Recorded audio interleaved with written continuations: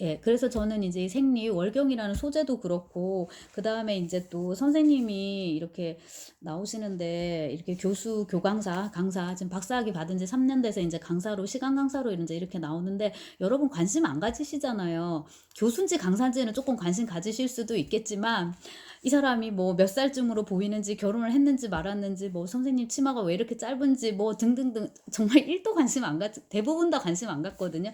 근데 일단 이제 이런 관심을 갖고서 그녀를 미적 대상으로 계속 추적하고 기록한다라는 것에서 이미 이 화자는 희원이죠. 이 희원이라는 이제 인물은 이미 이제 그녀에게 많은 정도로 호감을 느끼고 있다라는 걸 알 수 있고, 그 다음에 이제 말씀드렸듯이 저는 이제 이 최은영 소설을 몇 개 읽었던 터라 이번에도 그쪽으로 가겠구나 이제 생각을 하던 차에, 아차, 소재도 또 월경이니까 이렇게 이제 내밀한, 또 이게 근데 그 월경이라는 거는 약간 비슷하긴 하지만은 또 배설과는 또 되게 다른 거예요. 그러니까 이 대소변, 그러니까 이 배설 대소변하고 이 월경하고 같은, 어떻게 보면 머시기이긴 한데, 그럼에도 불구하고 성과 또 굉장히 밀접하게 연결돼 있기 때문에 대소변에는 신비주의가 전혀 개입될 여지가 없잖아요. 근데 또 월경에는 신비주의적인 그런 요소도 또 개입이 되고, 때에 따라서는 되게 관능적일 수도 있고, 한편으로는 되게 더러울 수도 있고, 되게 그로테스크할 수도 있고, 그래서 이제 되게 복잡다단한 이제 소재라고 생각하는데, 약간 옆길로 세면 그 쿤데라의 불멸이라는 장편에서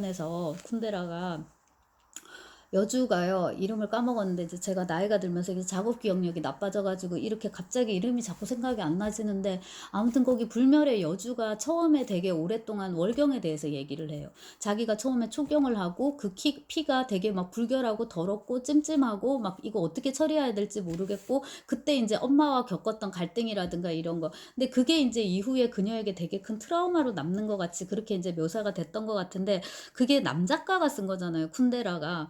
근데 이제 이거는 이제 요즘 여성 작가들이 많으니까 저도 여자 사람이고, 여성 작가의 입장에서 이제 이런 여성의 생리적인 현상들을 얘기하는 거죠. 마치 그 많은 학자들이 특히 정신분석학 지금 얘기하려고 하는데, 그쪽의 학자들 역시나 대부분이 남자였기 때문에 자기들의 그 큰 문제가 이제 그 남근 뭐 이런 것들이잖아요. 그런 거에 대해서 아주 어마어마한 이제 철학적 체계를 세웠듯이, 여성 작가, 여성 철학자, 여성 인문학자들이 많아지면 아마 이 월경 생리에 대해서도 아주 다양한 담론이 양산될 수 있을 거라고 이제 보는 거죠. 그리고 이게 또 임신하고 굉장히 밀접하게 이제 연관이 돼 있는데, 근데 이제 이 소설은 그런 쪽으로 파고드는 소설은 아니고요. 이거를 매개로 해가지고 이 강사와 학생이 되게 친해집니다.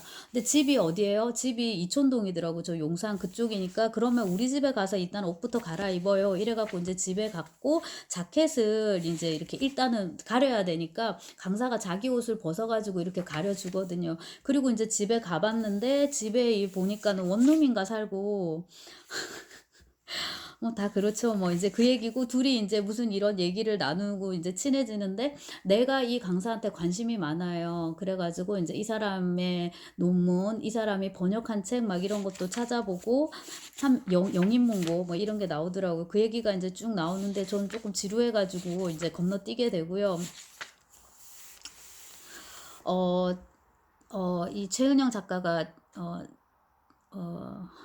제가 생각하기엔 약간은 그 지금 결핍이 아니라 지금 약간은 그 좀 잘 안 써지고 있는 것 같아요.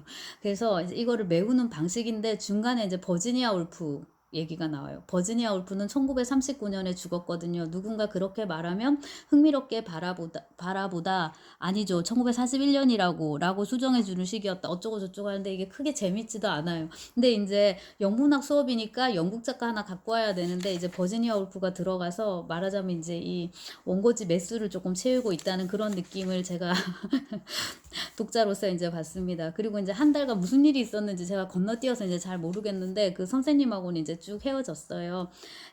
헤어졌나 이러고, 아, 다시 만났나 보다. 다시 만나고 이제 선생님하고 얘기하는데, 가즈오 이시구로의 Never Let Me Go, 요거 나를 보내지 마, 이거 제가 수업 시간에 그 SF 누가 하나 써가지고 여러분이 잠시 언급했던 이제 그 소설입니다. 그래서 이 가즈오 이시구로 얘기를 이제 하는데, 이 소설 얘기가 화제로 이제 가서 거기 주인공 어쩌고 저쩌고, 여기 헬섬에 어쩌고, 캐시가 어쩌고, 톰이 어쩌고 이제 토미가 어쩌고, 이렇게 얘기까지 이제 나와요. 이게 또 한 1.5쪽은 잡아먹어요. 그리고 이제 그 그 뭐야 회사 얘기 그런 거 이제 얘기를 하고 그 출판사 선생님이 책 냈던 출판사 이제 이런 거 얘기를 하고 자 그다음에 그녀는 기말고사 주간에 같이 영화를 보자고 했다. 출석 체크는 하지 않을 거고 같이 영화를 볼 사람만 나오라고 했다. 극장 앞에 가보니 그녀를 포함한 6명이 모여 있었다. 뭐 이런 식으로 영화 봤던 얘기. 근데 저는 조금 이제 따분해졌고요. 그 다음에 이제 이 친구가 원래는 저기 은행을 다녔었나 아무튼 이래가지고 지금 학교를 다시 온 거 있잖아요 편입해서 그러면서 이제 자기가 대학원을 지금 가고 싶어 하는 거예요. 그래서 조언을 구한다 약간 이제 그런 식인데 이 선생님이 공부는 대학원이 아닌 곳에서도 할 수 있는 거 희원 씨도 알죠 뭐 이런 표현을 씁니다. 뭐 그야 그렇죠. 근데 직업으로서의 문학 제도로서 그거를 가지려면은 제도 안으로 들어가야 되니까 대학원 가셔야 됩니다. 학위도 받으셔야 되고요. 자격증이니까. 그리고 이제 학위를 받기 위해서 거쳐야 되는 여러 가지 또 절차들이 있죠. 네, 싫어도 다시 한번, 지루해도 다시 한번, 네, 힘들어도 다시 한번. 그거 이제 버티는 거에 대한 대가가 어떤 의미에서 이제 학위이기도 한데 이거는 그런 쪽으로 또 파고들지도 않아요. 그냥 이렇게 이제 그런 식으로 두 여자의 관계에 계속 이제 초점을 맞추는데 대학에 대한 뭐 환상은 없어요. 어쩌고 저쩌고 이렇게 됩니다. 그러고 이제 이렇게 좀 건너뛴 것 같고요. 대학원을 다니면서 논문을 쓰면서 나는 그녀를 종종 떠올렸다. 그녀가 더 자주 생각났던 건 강의를 시작하고서부터였다. 이렇게 해가지고 이제 이 그녀도 지금 학위는 받았는지 몰랐는데 모르겠네요. 지금 제가 건너뛰었다고 말씀을 드렸습니다. 지금 여자 강사가 됐어요. 이 희원 씨도. 시외버스를 타고 강의를 다녀와 피로를 억누르며 책을 펼칠 때 강의사 평가서를 읽으면서 어쩌고 저쩌고 뭐 이런데 좀 많이 지루했고 어느 순간부터 나는 그녀의 이름으로 나온 글이나 번역서를 찾아볼 수 없었다. 10년 전에 내 눈에는 누구보다도 똑똑하고 강해 보였던 그녀가 어디에도 자리 잡지 못하고 글이나 공부와 무관한 사람으로 살아간다는 사실이 때로는 나를 얼어붙게 한다. 나는 날아갈 수 있을까? 사라지지 않을 수 있을까? 머물렀던 흔적조차 남기지 않고 떠나게 된 숱한 사람들처럼 나 또한 그렇게 사라질까? 그래서 요 몇 문장만 봐도 이런 식의 그 서리법이라 그런 표현 여러분 아시나요? 이렇게 대답을 구하는 게 아니라 그냥 어떤 감정을 전하는 형식으로서의 이런 의문문을 이제 계속 던지는 서정 코드로 이 감성 코드로 이렇게 가는데 좀 이번 거는 조금 이번 소설은 좀 약하지 않았나라는 생각을 해봅니다. 그리고 이제 마지막에 퇴원길에 선생님하고 이제 이렇게 마음속으로 불러보고 그 모습이 흩어지지 않도록 어둠 속에서 나는 잠시 눈을 감았다.